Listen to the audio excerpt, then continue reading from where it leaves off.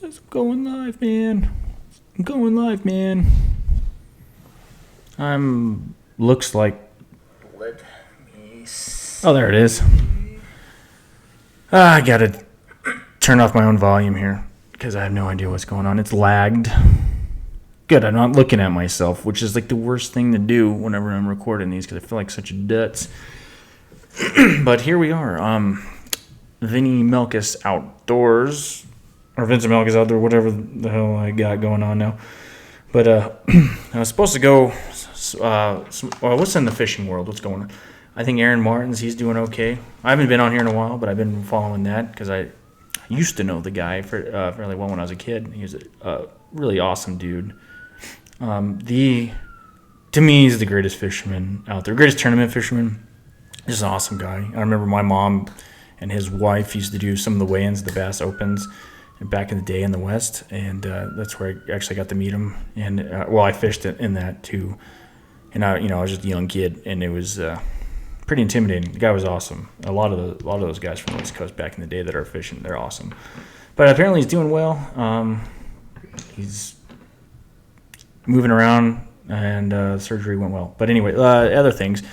I'm up here in the north, and things are getting good. I was about ready to go smallmouth fishing. Right now, I've seen some really good pictures of some great smallmouth and some big largemouth in a place that I'm not going to tell you where I'm at. I mean, you've probably figured it out, but really good largemouth coming out of possible state record I seen. But anyway, good smallmouth. I was getting ready to go today, and then the weather's turning. Always does this to us up north. Seems like everything's going well, and then it's gone. But it is one of those things, I guess. But I'll be out there. I'll get out there, get that water temperature up there in the mid-50s, get those big females up there, big smallmouths. I'm talking about 5, possible 6-pounders. Throwing some, I don't want to say what I'm throwing. Somebody's from up here watching. I don't want them to know what I'm throwing up there. But anyway, I always hear stuff. There's like sirens and people. I mean, we're supposed to all be locked in the house. I guess people maybe getting weird now. I walked outside and there's some guy yelling at some people. Things are getting tight, are getting real tense. Anyway, fishing is looking good. They rescheduled the One Bass Clear Open for July. I mean, I'm laid off from the job that I had. That sucks, but you save money and get done by. I'm still doing the U.S. Open. We're starting to get into spring. Fishing is looking awesome. So we're just gonna do this live stream because I haven't been on here and I don't feel like recording anything. So it's like, I might as well do this. Got some software. Throw it in here. What have I been doing? I got all my gear squared away because we're getting ready to. I was supposed to go hit some smallies today. I got the old jerk baits. I got some new jigs. I think I did the video and I uploaded it out on those little mini jigs. And I've been looking at some other ones like the Kitex, and also, I was doing the missile. They look pretty tight. Probably gonna throw like a net bait trailer on there, like one of those little net baits, and then possibly try some little 3-inch Senkos, maybe the Z-Man stuff, and we'll see what happens. We're gonna get weird with it, and we're gonna try some stuff. It's gonna be cool.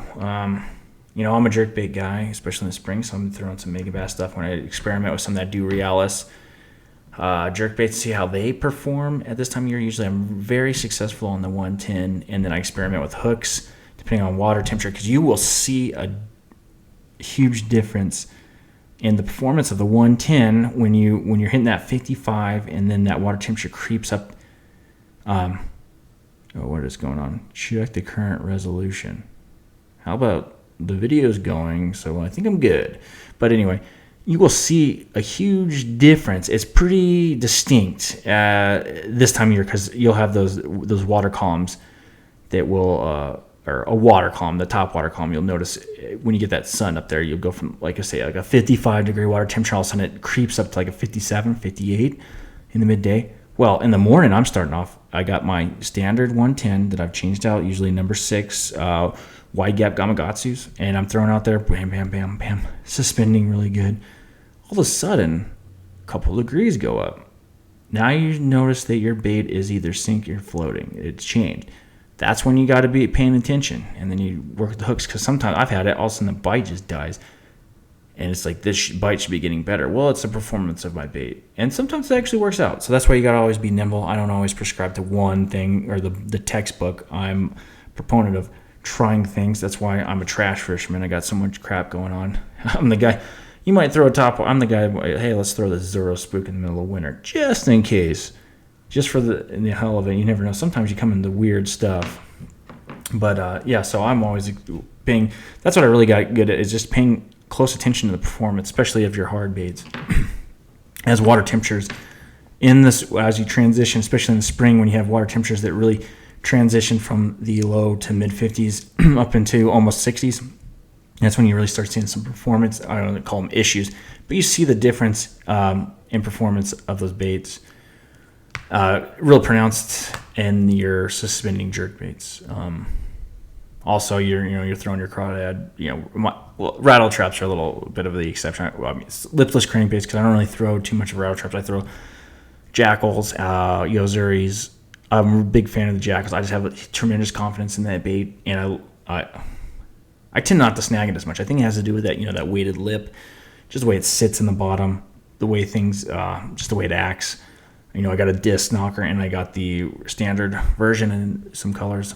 So that's what I like. I got some yozuris. I have red eye shad, because sometimes they like that. They like those, different things. I also got the blade baits. I've been throwing a lot of blade baits. I think I talked about that before.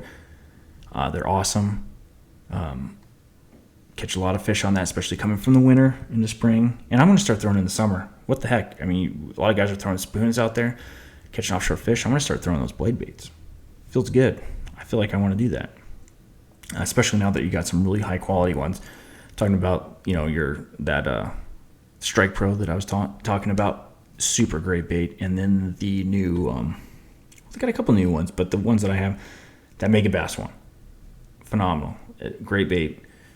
I lean towards Strike Pro, but you can't argue with the quality of that Megabass. But it's going to be interesting. And then, of course, in the spring, I'm also had a jig tied on. Seems like the time for jigs when you're on wood, and that's primarily for largemouth. I don't, I guess a lot of guys do good on smallies on there, but even on my big smallie lakes that I have up here, I go there, I might throw a football jig or I throw that jig. Yeah, I catch a couple fish here and there. But primarily, it seems like I do a lot of my damage on suspending stuff, and then some real finessey worms and stuff. But anyway, but for largemouth, yeah, I flipped that jig around for a little bit, and then as a transition to summer, then we're going to more soft plastics, and that seems to work better for me anyway. A lot of lakes are closed, especially the federal government. I heard Lake Powell's closed. That sucks. Anyway, peace out. Talk to you later.